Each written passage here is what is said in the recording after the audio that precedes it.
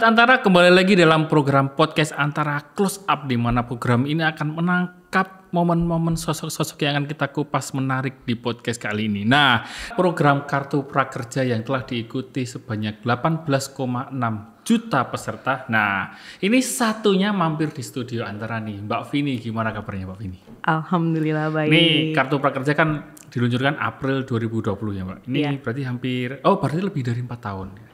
Setelah diresmikan dan bahkan sudah menjadi alumnus program prakerja. Gimana rasanya Pak? Ya cukup challenging. Kenapa challenging?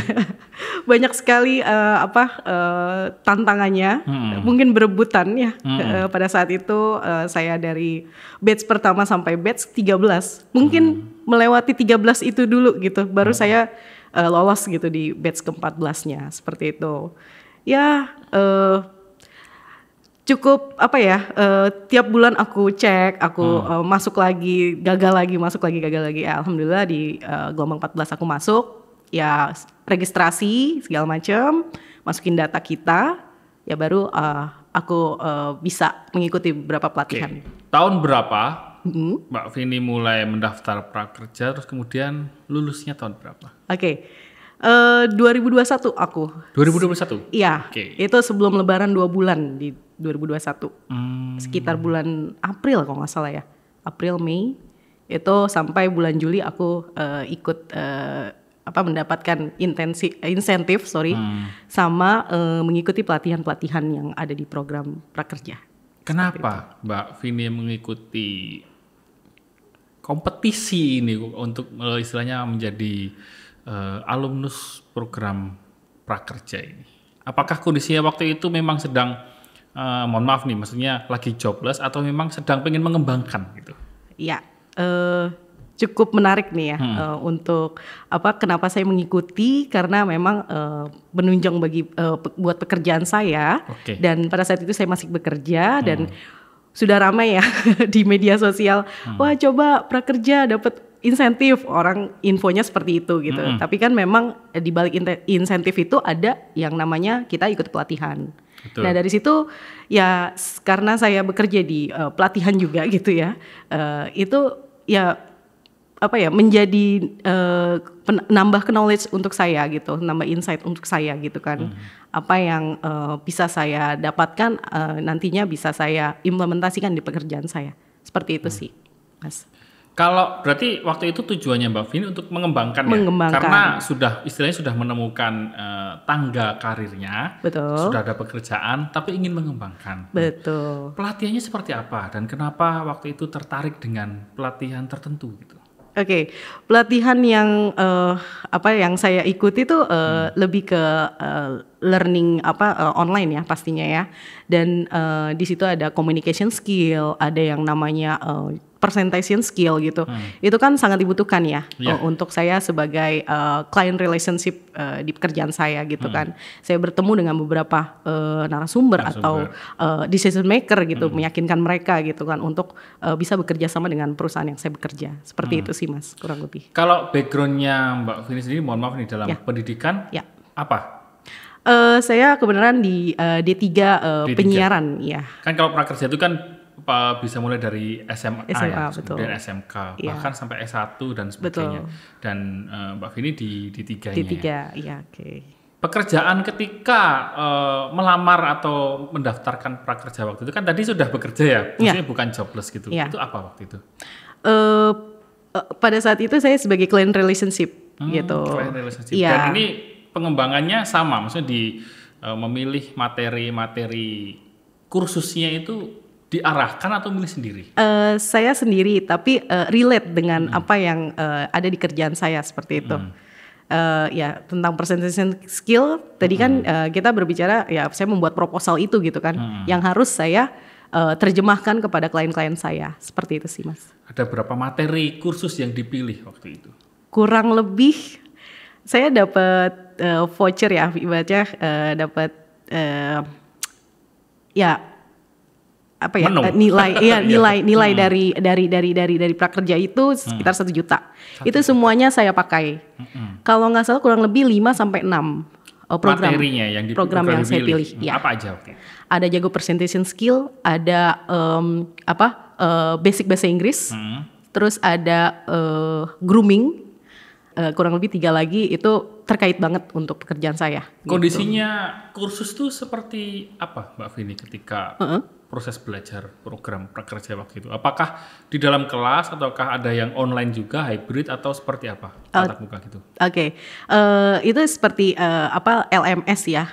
Jadi kita online training. Jadi kita saya bisa mengakses dimanapun pastinya, dan kita mendengarkan dalam artian mendengarkan apa yang sudah disampaikan oleh fasilitator atau trainernya. Nah setelah itu nanti ada pre dan post, biasanya seperti itu. Ada yang dikasih pre dulu apa yang udah kita ketahui ya sebelumnya mungkin di luar, atau nanti pas udah melakukan sudah ikutin training kita ngisi lagi gitu, semacam multiple choice seperti itu. Oke, Mbak Vini, apa motivasinya mengikuti prakerja di saat ketika Mbak Vini sudah memiliki jenjang karir yang sudah jelas gitu? Apakah pengembangan waktu itu memang Mbak Vini kejar untuk mengejar tujuan tingkatan karir tertentu dan kemudian kebetulan prakerja memberi fasilitas untuk pengembangan karir itu? Apakah motivasinya seperti itu? Ya, kurang lebih seperti itu ya, Mas.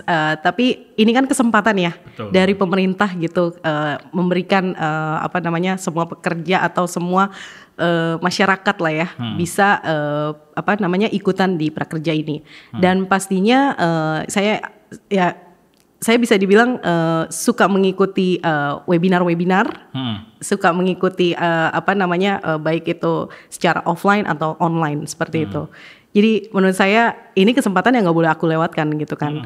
Ya menurut saya juga sangat-sangat ngebantu sekali gitu ya dari segi buat nanti saya implementasi ke tempat pekerjaan saya gitu. Ya bisa dikatakan tadi yang tadi Mas bilang bisa buat jenjang karir saya juga gitu, karir path saya. Seperti itu sih kurang lebih. Sejauh Mbak Vini mengikuti program-program yang diikuti di program prakerja, bagaimana istilahnya pelatihan yang diberikan itu, apakah memang sesuai yang dibutuhkan Mbak Vini atau ada hal yang mungkin wah ini bahkan lebih dari yang kuharap ini tapi ada di situ gitu?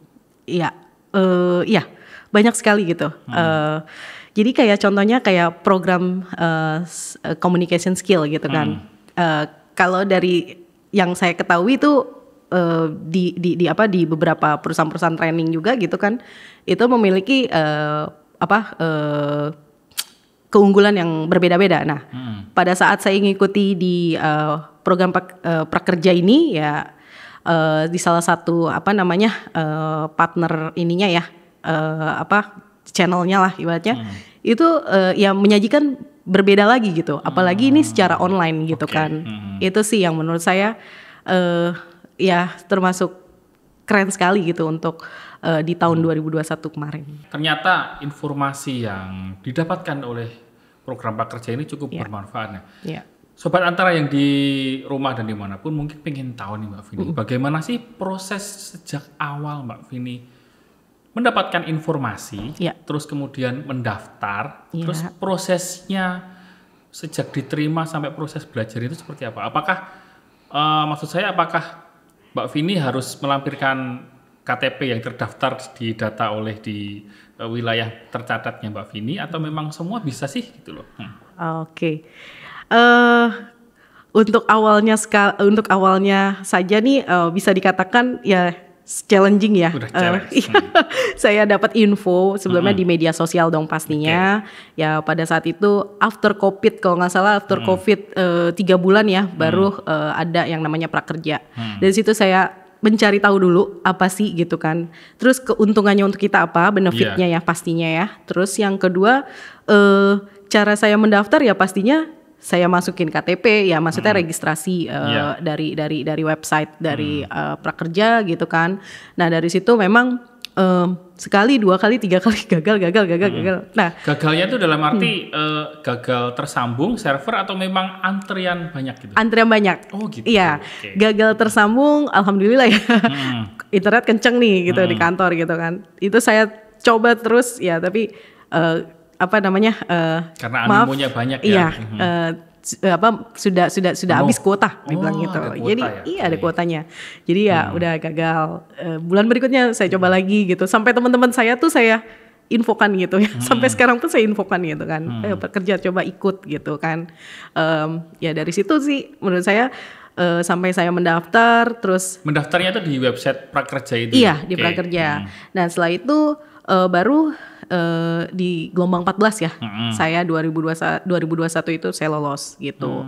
Lolosnya ini karena berhasil tersambung mengisi formulir saja atau memang ada syarat yang harus dipenuhi untuk bisa lolos? Oke, kalau syarat yang dipenuhi ya pastinya kita ikutin yang ada di peraturan prakerjanya ya. Maksudnya Anda dinyatakan lolos ya selamat gitu. Anda berhasil dan Anda terdaftar untuk peserta prakerja gitu sih. Dari situ baru kita mengikuti pelatihan. Nah, mekanismenya itu seperti apa? Kan udah tahu lolos nih. Iya. Terus memilih pelatihan, itu seperti apa? Ya, kalau memilih pelatihan kan kita udah dikasih dana ya dari prakerjanya gitu ya. Dana itu berupa deposit ya? Deposit, betul. Deposit online. Ya, maksudnya nggak bisa ditarik kan? Nggak bisa. Kalau yang untuk membeli program itu nggak bisa ditarik. Deposit yang mengendap di situ yang bisa dicairkan untuk memilih program itu. Iya. Itu boleh saya sebutkan ya? Boleh. Itu di angka 1 juta itu. Nah 1 juta ya kita gunakan ya. Saya dapat info juga dari beberapa teman-teman yang lolos juga atau yang saya lihat di media sosial. Boleh mengikuti sekali, tapi boleh mengikuti sekali dan kita mendapatkan insentif gitu kan. Insentif itu ya sebulannya kan sekitar 600 ya selama 4 bulan. Nah dari situ kalau saya suka webinar ngapain saya sisain gitu kan. Saya habisin itu semua di 1 juta. Ya tapi memang harus ada jeda ya. Orang belajar juga nggak bisa langsung terus-terusan gitu kan. Harus saya jeda. Yang ada nggak bisa masuk. Iya, ya jadi sebulan sekali itu saya masuk terus saya beli gitu kan dari voucher tersebut gitu kan. Nah dari situ ya setiap bulan kita baru mendapatkan insentif. Iya. Setelah tahunnya menjadi seorang alumnus tuh ketika seluruh program yang dipilih itu selesai. Iya. Ya itu dia. Kita menjadi alumnus ya bisa dikatakan kita selesai. Ya terima kasih lah dari maksudnya dari prakerjanya juga. Anda jadi dapat alumnus sertifikat gitu. tertentu gitu? Iya, kita dapat sertifikat setiap pemilihan program yang kita selesaikan itu mendapat sertifikat. Nah itu kan seenggaknya bisa menjadi senjata untuk portofolio kan. Betul. Ketika mau melamar atau mengupgrade karir-karir tertentu gitu. Iya, dan sertifikat itu saya pajang sekarang sampai di LinkedIn. Oh gitu, untuk ini ya isinya branding ya. Mempercantik dashboardnya. Iya betul. Terus apa sih pentingnya ketika yang dirasakan Mbak Vini untuk upskilling dan reskilling itu penting di program prakerja ini? Kalau menurut saya khususnya bagi tenaga kerjanya ya. Iya. Ya karena itu sebagai fondasi ya, sebagai bekal buat saya gitu ya di perusahaan saya bekerja gitu kan. Dan itu juga sekarang jujur ya kalau bisa saya berbicara gitu, saya bisa jadi sebagai penggagas ide gitu di perusahaan. Ya maksudnya bisa kita lihat loh gitu kan. Saya kan kerja di dunia training ya. Di dunia training yang fokusnya lebih ke soft skill dan offline yang in class. Nah, ada beberapa perusahaan-perusahaan atau klien-klien saya tuh yang membutuhkan untuk online gitu kan. Nah, dari situ kan saya bisa capture gitu. Bisa gue pernah nih ngikutin training ini gitu. Bisa nih kita buat kayak gini, kayak gitu sih. Ya. Perusahaan sebelum mengikuti program prakerja ini dan setelah mengikuti program prakerja ini, apakah di perusahaan yang sama? Berbeda. Ya, tapi ininya sama, background perusahaannya. Tapi nama perusahaannya berbeda. Alasan berbeda itu ketika sudah menjadi atau istilahnya memiliki pengetahuan baru berani untuk melangkah ke yang ini atau memang ada alasan tertentu? Kalau berbicara itu pastinya saya jiwa yang pengen berkembang dan naik lah ya gitu kan ya, naik level gitu kan. Ya memang di perusahaan sebelumnya bisa dibilang udah cukup bagus gitu kan, tapi kan saya bisa naik, ngupgrade diri saya ke karir berikutnya, berarti saya ya saya mendapatkan challenge dan tantangan yang menurut saya gue masa nggak bisa masuk sih, ya gue pasti bisa dong gitu kan. Berarti istilahnya upgrade karir yang dimaksud Mbak Vini ketika istilah impian meraih pekerjaan tertentu yang diinginkan sebelum prakerja dan setelah itu meningkat ya? Iya, pastinya meningkat gitu ya. Ya bagaimana, boleh ya saya cerita sedikit. Sebelumnya kan kalau kita meeting saya bisa dikatakan dibantu dengan tim gitu. Tapi setelah saya mengikuti prakerja ya dari beberapa program-program yang saya ikuti, ya saya jadi pede gitu untuk meeting sendiri gitu kan. Oke. Sekuat itu ya maksudnya program yang ditanamkan sampai pengetahuannya cukup gitu ya. Iya. Jadi kan yang didapatkan di program-program itu kan kayak bagaimana kita menganalisa calon pembeli lah ibaratnya seperti itu kayak gitu dari ya mimik wajahnya atau informasi yang bisa saya dapatkan kayak gitu. Nah, ketika istilahnya mendaftar di perusahaan yang baru ini dan menurut Mbak Vini itu benefitnya lebih entah dari segi ekonomi dan juga kesempatan karir. Waktu itu saingannya banyak nggak Mbak Vini? Ya cukup banyak. Cukup banyak dan istilahnya kita kan nggak tahu apakah peserta yang lain atau kompetitor yang lain waktu itu ikut prakerja juga. Betul. Dan waktu itu Mbak Vini apakah cukup pede dengan kekuatan yang dimiliki karena sudah upgrade dari melalui program istilahnya program pekerja ini? Iya, kalau bisa saya persenkan di angka 50 sampai 80 saya pede saya. Meningkat ya? Cukup meningkat ya, karena menurut saya ya dari situ saya ya banyak bertemu dengan para decision maker. Bisa dibilang top management gitu, country head manager kayak gitu ya. Itu merupakan apresiasi lah ya. Ya itu yang membuat saya ya saya mengikuti prakerja gitu kan. Apa sih bagaimana cara menganalisa atau ya saya observe lah gitu dari klien-klien saya. Oke, lalu apa nih yang pengen dilakukan Mbak Vini untuk istilahnya mencapai program-program yang ingin ditingkatkan lagi ke depannya itu? Mungkin salah satunya untuk belajar wirausaha tadi itu. Apa yang dilakukan Mbak? Ya pastinya saya membuka lagi ya, ada nggak nih update terbaru dari prakerja yang kemarin sudah saya ikuti. Ternyata memang ada nih salah satunya di aplikasi terbaru dari program prakerja tapi namanya Skill Weeks itu gitu kan. Nah dari situ ya saya akan mencari-cari gitu ya yang program yang sesuai dengan passion saya dan bisa menunjang saya di karir kedepannya kayak gitu. Nah saya lihat tuh ada beberapa tuh yang ada yang gratis juga gitu kan. Itu bisa dicoba juga buat teman-teman di luar sana gitu. Kemudian saran-saran apa nih yang pengen disampaikan Mbak Vini kepada program-program pemerintah yang mungkin wah ini kalau ditambah program ini atau dengan cara seperti ini pasti akan lebih bagus nih gitu. Mungkin untuk di nextnya tuh lebih kayak ke teknologi ya.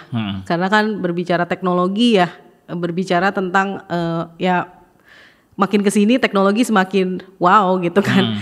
Ya bagaimana kita mengantisipasi ya bisa dibilang kejahatan cyber gitu kan. Itu juga penting sih bagi kita gitu kan. Ya oke, kalau ngomongin tentang lebih teknikal ya memang kita harus memahami juga gitu. Tapi lebih kayak ke dasar-dasarnya aja gitu. Ya kita nggak boleh nge-share sembarangan tentang KTP kita, tentang data diri kita gitu. Itu penting juga sih menurut saya untuk program-program itu gitu. Tapi untuk maksudnya sama orang yang expert juga gitu. Yang bisa menghalau itu. Gitu sih.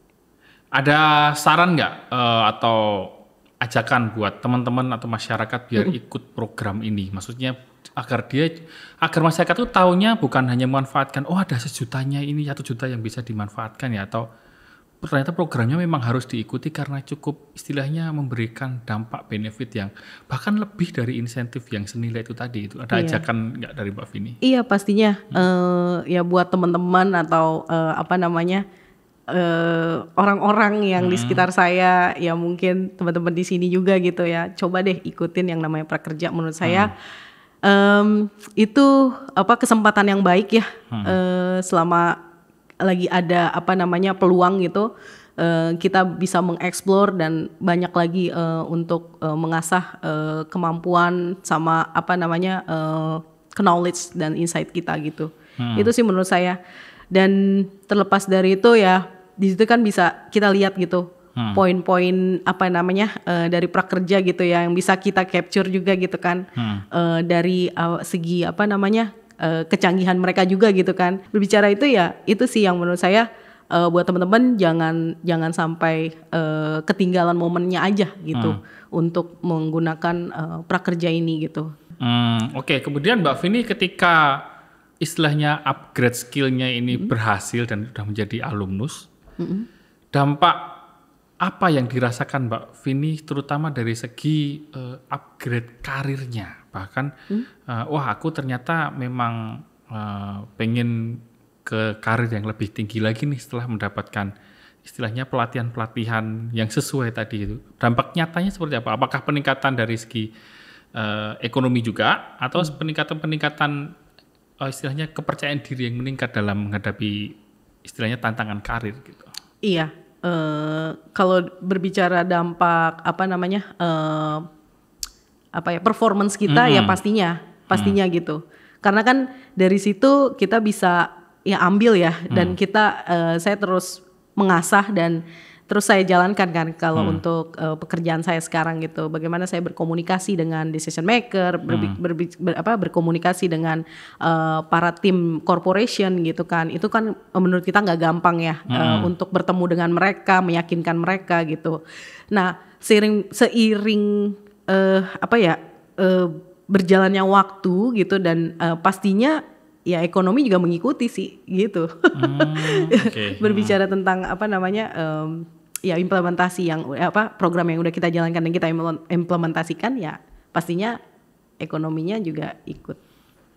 Apa nih harapan Mbak Vini ke depan terhadap program pekerja nih? Apakah berharap ada program prakerja lanjutan yang bisa ditingkatkan atau seperti apa nih? Iya, ya saya berharap sih ya program pekerja ini jangan diputus gitu ya. Masih terus ya masih banyak generasi Gen Z ya terutama ya yang sekarang lagi santer-santernya nih agak susah mencari kerja. Nah, menurut saya pada saat inilah waktunya untuk Gen Z mengikuti pelatihan atau program ini gitu.